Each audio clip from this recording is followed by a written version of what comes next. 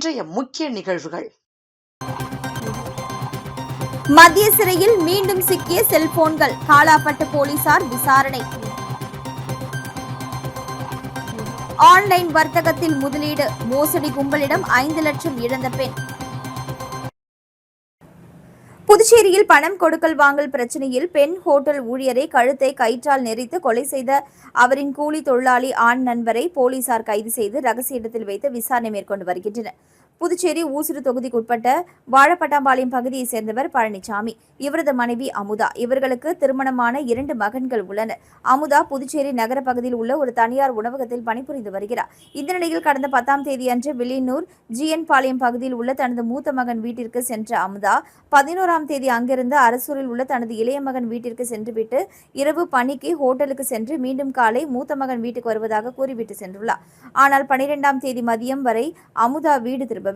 இதனால் அவரது மூத்த மகன் வடிவேல் தாயாரின் செல்போன் எண்ணிற்கு தொடர்பு கொண்ட பொழுது அது சுவிட்ச் ஆஃப் செய்யப்பட்டிருந்தது.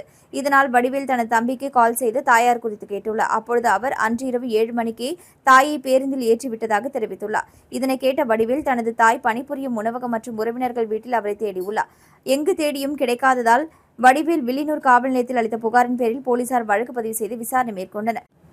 அதில் அமுதாவின் செல்போன் எண் அது கடைசியாக பரந்தாமன் என்பவரிடம் பேசியதும் தெரியவந்தது.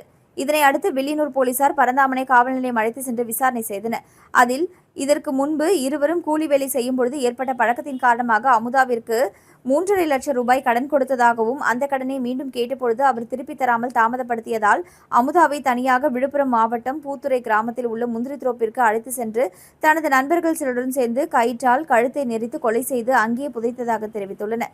இதனை அடுத்து வில்லியனூர் மற்றும் ஆரோவில் போலீசார் முந்திரி தோப்பிற்கு சென்று புதைக்கப்பட்ட அமுதாவின் உடலை தோண்டி எடுத்து உடற்கூறு ஆய்வுக்காக புதுச்சேரி கதிர்காமம் இந்திரா காந்தி அரசு மருத்துவமனைக்கு அனுப்பி வைத்துள்ளனர். தொடர்ந்து பரந்தாமனை ரகசிய இடத்தில் வைத்து விசாரணை செய்யும் போலீசார் இக்கொலையில் தொடர்புடைய பரந்தாமனின் நண்பர்களை கைது செய்து நடவடிக்கை எடுத்து வருகின்றனர். மேலும் பெண் கழுத்து நெரித்து கொலை செய்யப்பட்ட புதைக்கப்பட்ட சம்பவம் பெரும் பரபரப்பை ஏற்படுத்தியுள்ளது. புதுச்சேரி மாநிலத்தில் 2026 சட்டமன்ற தேர்தல் ஏப்ரல் 9ஆம் தேதியன்று நடைபெற்று அதற்கு பயன்படுத்தப்பட்ட அனைத்து வாக்குப்பதிவு இயந்திரங்களும் புதுச்சேரி லாஸ்பேட்டையில் அமைந்துள்ள தாகூர் கலைக்கல்லூரி, மோதிலால் நேரு அரசு பாலிடெக்னிக் கல்லூரி, மகளிர் பொறியியல் கல்லூரி ஆகிய 3 கல்லூரிகளின் வளாகத்தில் அமைக்கப்பட்டுள்ள பாதுகாப்பு அறையில் பாதுகாப்பாக சீல் வைக்கப்பட்ட நிலையில் ஆட்சியரும் மாவட்ட தேர்தல் அதிகாரியுமான குலோத்துங்கன் வெள்ளிக்கிழமை அந்த 3 மையங்களுக்கும் சென்று ஆய்வு மேற்கொண்டார். மேலும் மே மாதம் 4ஆம் தேதி வாக்கு எண்ணிக்கை இந்த 3 மையங்களிலும் நடைபெறவுள்ள நிலையில் அன்றைய தினம் மேற்கொள்ள வேண்டிய பாதுகாப்பு ஏற்பாடுகள் குறித்தும் அடிப்படை வசதிகள் குறித்தும் மேலும் அதிகாரிகள் செல்வதற்கு தனி வழியும் மேலும் அரசியல் ஏஜென்ட்டுகள் செல்வதற்கு தனி வழியும் மற்றும் பேரிகார்டுகள் அமைப்பது குறித்தும் மற்றும் வெயில் அதிகமாக உள்ளதால் தற்காலிக பந்தல்கள் மற்றும் 3 மையங்களிலும் குடிநீர் வசதி, பாண்லே அரசு நிறுவனம் மூலம் பூத் அமைத்து மோர் அருந்தும் வசதி உள்ளிட்ட அடிப்படை வசதிகளை அமைப்பது குறித்தும் ஆய்வு மேற்கொண்டனர். இந்நிகழ்வில் முதுநிலை காவல் கண்காணிப்பாளர் கலைவாணன், கூடுதல் மாவட்ட ஆட்சியர் சுதாகர், காவல் கண்காணிப்பாளர்கள், தேர்தல் நடத்தும் அதிகாரிகள் உடனிருந்தனர்.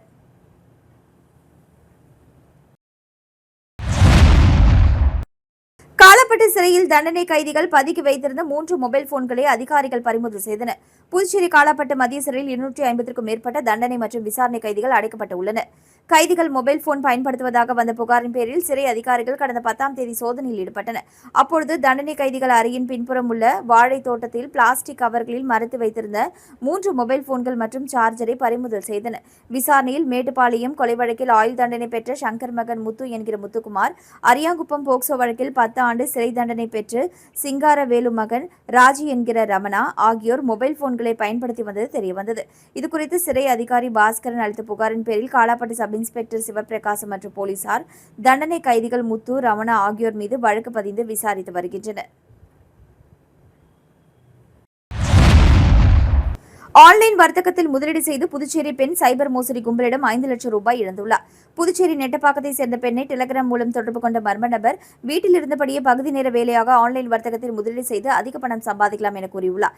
இதை நம்பி அப்பெண் மர்ம நபர் தெரிவித்த போலி ஆன்லைன் வர்த்தகத்தில் பல்வேறு தவணைகளாக 5 லட்சம் ரூபாய் முதலீடு செய்துள்ளார். பின் அதன் மூலம் அந்த லாப பணத்தை எடுக்க முயன்ற பொழுது முடியவில்லை. அதன் பிறகே மோசடி கும்பலிடம் பணத்தை இழந்தது தெரியவந்தது. இதேபோல வில்லியனூரை சேர்ந்தவர் 11,000 ரூபாயும், லாஸ்பேட்டையை சேர்ந்தவர் 9,300 ரூபாய் என 3 பேர் மோசடி கும்பலிடம் 5,20,300 ரூபாயை இழந்துள்ளனர். இதுகுறித்த புகார்களின் பேரில் சைபர் கிரைம் போலீசார் வழக்கு பதிந்து விசாரணை செய்து வருகின்றனர். பிள்ளையார்குப்பம் அருள்மிகு ஸ்ரீ கூத்தாண்டவர் கோவிலில் நடைபெற்ற செட்டியார் மரபினர் கொடியேற்றும் நிகழ்ச்சியில் திரளான பக்தர்கள் கலந்து கொண்டு சுவாமி தரிசனம் செய்தனர்.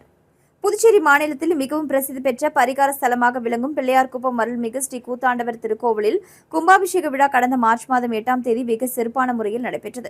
இதனைத் தொடர்ந்து அருள்மிகு ஸ்ரீ கூத்தாண்டவர் சுவாமி திருக்கோவில் திருவிழாவினை முன்னிட்டு காலை ஸ்ரீ விநாயகர் பூஜை நிகழ்ச்சியும், அதனைத் தொடர்ந்து இரவு மகா யாகசாலை பூஜையும், அதனைத் தொடர்ந்து செட்டியார் மரபினர் கொடியேற்றும் நிகழ்ச்சி வெகு சிறப்பான முறையில் நடைபெற்றது. மேலும் புதியதாக வைக்கப்பட்டுள்ள கொடிமரத்திற்கு பால், சந்தனம், பன்னீர் உள்ளிட்ட திரவியங்களால் அபிஷேகம் நடைபெற்று வேத மந்திரங்கள் ஓத தீபாராதனை காண்பிக்கப்பட்டு கொடியேற்றும் நிகழ்ச்சி வெகு சிறப்பான முறையில் நடைபெற்றது. இதில் சுற்றுவட்டார பகுதியைச் சேர்ந்த திரளான பக்தர்கள் கலந்து கொண்டு சுவாமி தரிசனம் செய்தனர்.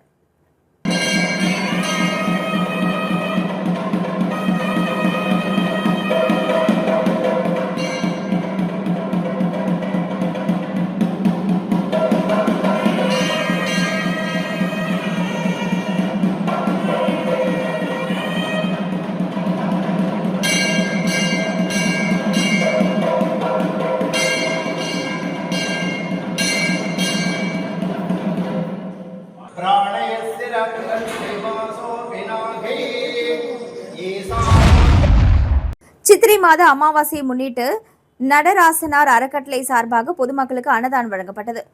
புதுச்சேரி மாநிலம் வில்லியனூர் ஏழை மாரியம்மன் ஆலயம் அருகே சித்திரை மாத அமாவாசையை முன்னிட்டு நடராசனார் அறக்கட்டளை சார்பாக அறக்கட்டளை நிறுவனரும் என்ஆர் காங்கிரஸ் பிரமுகருமான சரவணன் தலைமையில் பொதுமக்களுக்கு அன்னதானம் வழங்கப்பட்டது. மேலும் அலங்கரிக்கப்பட்ட மறைந்த முன்னாள் சட்டமன்ற உறுப்பினர் நடராஜன் அவர்களின் திருவுருவப்படத்திற்கு மாலை அணிவித்து மலர் தூவி மரியாதை செலுத்தப்பட்டது. இதனைத் தொடர்ந்து பொதுமக்களுக்கு அன்னதானம் வழங்கி நிகழ்ச்சி தொடங்கி வைக்கப்பட்டது. இதில் திரளான பொதுமக்கள் கலந்து கொண்டு அன்னதானம் பெற்று சென்றனர். நிகழ்ச்சிக்கான ஏற்பாட்டினை நடராசனார் அறக்கட்டளை நிர்வாகிகள் வெகு சிறப்பான முறையில் செய்திருந்தனர். மீண்டும் இன்றைய முக்கிய நிகழ்வுகள். மத்திய சிறையில் மீண்டும் சிக்கிய செல்போன்கள், காலாப்பட்டு போலீசார் விசாரணை. ஆன்லைன் வர்த்தகத்தில் முதலீடு, மோசடி கும்பலிடம் 5 லட்சம் இழந்த பெண்.